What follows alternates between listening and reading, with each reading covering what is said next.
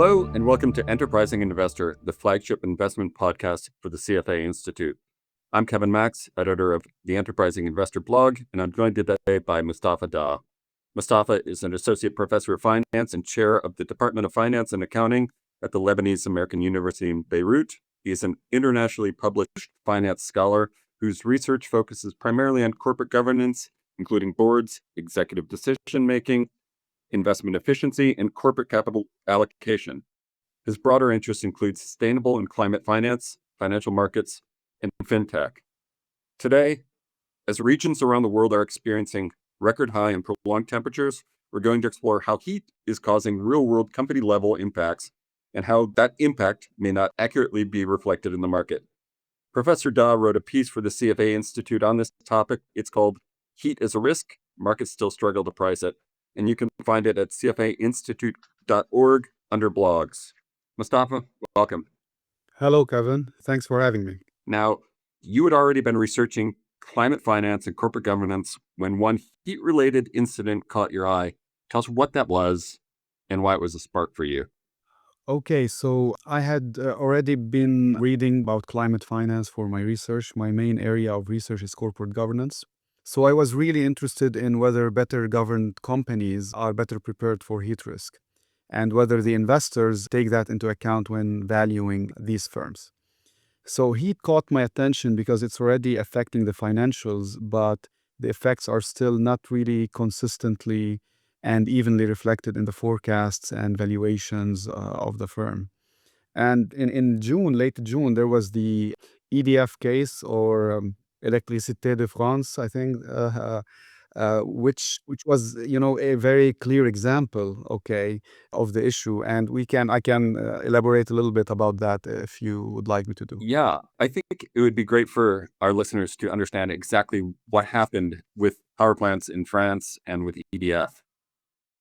Okay, so what happened is the river water, which which is supposed to provide the cooling for these plants, for these power plants, became too warm.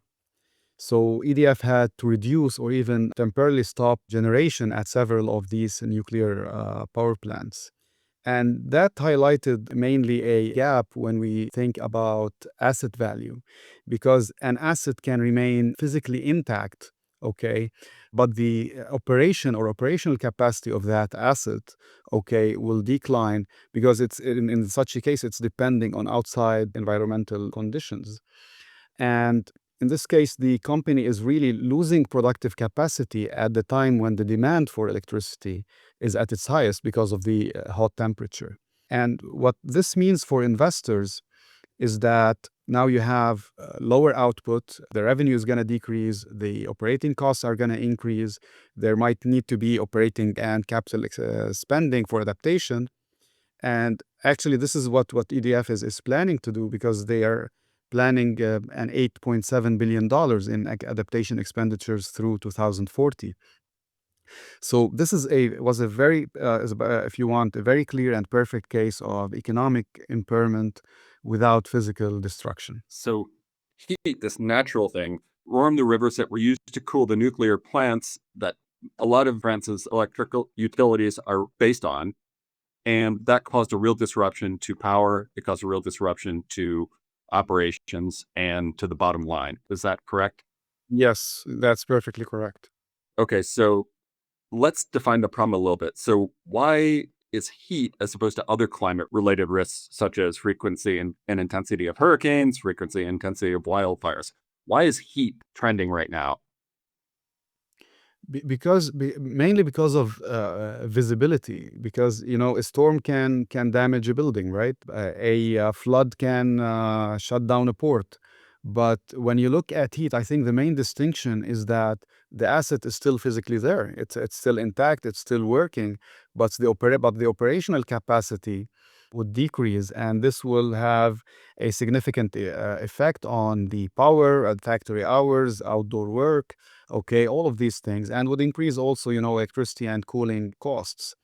So nothing would be broken, but you are financially less sound, or this is going to have a negative effect on your financials. And one thing that is very important here when we talk about heat and why it's really important right now. If it's something that is, it's a one-time thing, like one hot summer, I mean, then there's no reason for this to enter into the future cash flow forecasts of the firm. But if this is recurring, okay, then this is not a temporary weather event. Now this becomes a business problem. Okay, then this needs to be reflected in the financials of the firm. That segues nicely into this. So, if heat is fundamentally different from many other risks that investors typically model, such as like competition, supply chain vulnerability, and retaining key leadership, so why does heat not get that same scrutiny or modeling? Well, heat, it's different. It's different things. I think there are two gaps. Is it the physical nature, being able to see that destruction and difference with, say, floods causing? There is a disclosure.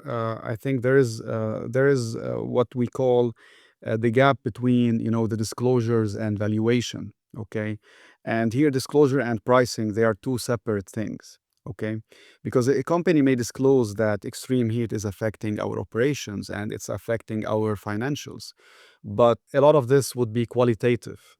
Okay, an analyst cannot put a general statement into a valuation model. The analyst would need much more information, okay, to be able to build to build the model. So the analyst would need, okay, which assets are exposed, how often the disruption is occurring, how is the output going to be affected, how's the revenue is going to be affected. Do you need capital expenditures, adaptation expenditures, for example, all of these things. So this is, I think, one main gap in that sense. And another gap is inside the company itself, because the climate information a lot of time sits with the sustainability team, while forecasts, budget, capital spending sit with the finance team. And if these two sites are not connected, and in some companies they're not connected enough, then the risk may be appearing in the annual report, but this is never being transferred to the financial numbers. So, in another possible disconnection, so many investors might assume that heat risk is already reflected in valuations and that asset prices reflect all available information at any given time. So, what's the evidence that this is not the case with respect to heat risk right now? Okay, there is actually, I'm not gonna say it's not reflected, because saying not reflected, I think this is a strong statement. And I believe that it also, we can say it's inaccurate. Okay. But what I would say that it's partial. Prices are partially reflected and it is uneven. So what happened, we have different research in that sense. One research, it's a working paper, suggests that actually investors are demanding a heat premium. So whether they are stockholders or bondholders, you can see this in wider bond spreads and higher stock expected returns for stockholders. However, this pricing is still partial and incomplete, because there is also other evidence in research that is suggesting that analysts and investors are getting surprised by the effect of heat on the financials of the firm, and they're not reacting on this till after these financials or the financial figures are announced. There's a delayed reaction. So if there's a delayed reaction, then this is not already incorporated in pricing. There's also another research that suggests that a greater temperature sensitivity is leading to lower future risk-adjusted returns. And these last two papers I'm talking about, they're published in Management Science, which is a top journal in our field. So the claim is that it's not that they're never priced. The problem is that the adjustment is not always complete and consistent to be incorporated fully into the pricing. Right. Let's turn for a second to kind of sector and asset class implications. Where do you see the biggest gap between actual heat exposure and and market pricing? I think the biggest gap between heat exposure and is the reflection. Again, it's the reflection into being able to reflect that into the financial figures of the firm. And up until now, this is not happening the way it should be. One thing is that the analysis on the company level is not being, the metrics used are not comparable. the information disclosed about the specifics and how heat is disrupting the operations of the firm is not complete. There's more information needs to be disclosed, and actually investors need to, and analysts need to request more information, because if they repeatedly and there's a repeatedly ask for it, at the end of the day, the company will have to disclose that and will have to provide this information. Right. So maybe there's a difference between what's happening at the sector level and what's happening at the company level. Are there sectors where investors should be paying closer attention to the role that heat is playing specifically? Yes, definitely. I think sectors that depend on electricity, sectors that depend on water, outdoor work, electricity supply, these sectors definitely, I mean, you can, they are more exposed to the heat risk. For example, you have utilities, you have data centers, and some data centers, not all of data centers, but some data centers are operating in hot regions because land and power, they're cheaper there. But at the same time, they're going to get more exposed to heat risk. You also have some usual suspects such as, construction, agriculture, definitely. But as you said, and this is one of the issues also in valuation. Uh, we have to differentiate between sector level analysis and company level analysis. The sector at the end of the day is only the starting point. But the real problem, okay, or the real question is how the company is operating, okay, and how resilient the company is to heat exposure. Because there are different, I mean, a sector has different companies, and these companies might have the different levels of resilience, adaptability, and all of these things. So the sector will tell you where to start looking, but the company level analysis, it kind of suggests how much risk the company is really exposed to. If you'd like, I'd also add one more thing, is that it's important to mention that some sectors here and some companies might benefit from that, Yeah, because that's there are. that's where I was actually going to ask you. It's not to put a Okay. not to put a happy face on this situation, but where there might be opportunities with inefficient pricing and disparity between company and sector level disclosure. Okay, I'll answer this. I think there are two levels to this. First of all, there are some sectors and some companies who would benefit because these are going to be the companies providing the cooling systems, the grid equipment, energy storage, water management systems, and all of that. So the opportunity here comes from selling these products and services to the other companies.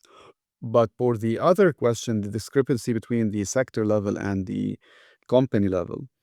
Okay, so sometimes this might lead to, and it can go in both directions. It can lead to mispricing. It can lead to some firms being overvalued while others being undervalued. So, for example, if the disclosure is that, we're just affected by risk, this is affecting our financials, but analysts and investors fail, okay, to channel the disclosed information into financial models and they're not reflected at all, this means that revenues are going to be overstated, costs are going to be understated, and as a result, cash flows overstated, and the company will end up being overvalued. Other companies who are very resilient, they have spent a lot of money on adaptation. They are very, or they are, their sensitivity to heat exposure is very low. And let's say certain investors or certain analysts apply a uniform risk indicator for all of the companies in a certain sector or in a certain region, then they might undervalue this company because this company will not be affected like other companies because this company is resilient. They're not that sensitive to any heat risk or any heat wave. So for the savvy investor, there might be an arbitrage within a sector for different levels of disclosure and how that falls to the bottom line. Yes, so the opportunity really be in the same sector itself, okay? Because some sector, but you have to be able to conduct the analysis at the company level in order to differentiate between companies that are very sensitive to heat exposure and companies who are not that sensitive, companies that have adapted well and companies that haven't adapted well. Great. Well, now let's turn just 90 degrees and look at things from a portfolio manager's perspective. And from a portfolio manager's perspective, when does heat exposure become financial material to the portfolio? Okay, I think it will be financially material or can be considered financially material if it's large enough to change the company's financial numbers. Okay, and here we can look at three things. First thing is it recurring? Okay, is it a one-time thing or is it, it's recurring? We talked about this before. Uh, Second, can we identify a financial channel? Can we identify that it's affecting the financials of the firm? The third thing, if it's affecting the financials of the firm, is it large enough to move the numbers? Is it significant enough? So if the heat exposure is repeating, it's affecting the company's financials and it's large enough to really matter, then definitely it belongs in the financial model and not just, it's not just be a climate disclosure. Great. And so when we look at that, do you look at specific indicators that portfolio managers should pay closer attention to? Yes, definitely. I mean, you need to look at certain like metrics. Okay, you have to look at first of I- all I'm to wondering, be able to speci- measure. I'm wondering specifically if some of this can be hidden in insurance costs. If company A is not really disclosing all of its financial risk related to heat, but it's spending more on insurance to protect against those risks, how does that look to an investor? How does that look to a portfolio manager? How does that look to you? Okay, but at the end of the day, insurance cost has to affect cash flows, right? So insurance. Okay, so the cash flows will decrease. And one thing about heat is that standard insurance policies, it's hard for standard insurance policies to cover heat because heat. I mean, that's the same. We were back to the same thing. There is no physical destruction, right? There isn't anything that is damaged, but just the production capacity or the operation capacity is decreasing. I think companies try to hedge this exposure to risk more through mainly weather derivatives sometimes. But this also has a cost and it's gonna affect the cash flows. Interesting. Okay, Professor Da, I have one last closing question for you. And I know you've thought about this, but it's a good question. If you were presenting to the investment committee of a large global pension fund or sovereign wealth fund tomorrow, what's the one change you'd make to the way that they evaluate companies exposed to recurring extreme heat? Okay, I think the one change would be to make heat risk a routine part of the valuation model, not just something left to the ESG review or sustainability reports. This is especially important for long-term, long-horizon funds because they invest over very long periods. And, this is something that would be recurring for many years to come. So it's going to affect future cash flows. For every company with such a recurring and material exposure, I think the analyst should show where it enters the numbers. This is also very important. How it's going to affect the operations of the firm. How it's going to affect consequently the financials of the firm, because that would help the investors identify the mispricing that we talked about in both directions. Exposed companies that may be overvalued and well-adapted companies that may be undervalued. So when heat exposure again is financially material, it should be treated as a long-term financial risk, and it should be reflected in the financial models. Investors should not simply avoid every heat exposed company. I don't think this is the right thing to do. I think what they should do is they should identify which companies are better prepared and make sure that risk is reflected in the cash flow forecasts and the valuation models of the firm. And if you lead with this example from EDF, I'm sure more people will stand up and take notice that it's less about disclosure these days and more about actually modeling these risks.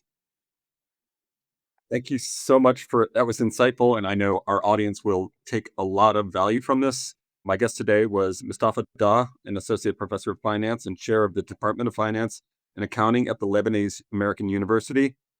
And his scholarly article on this topic, Heat as a Risk, Markets Still Struggle to Price It, is on our website at cfainstitute.org under blogs.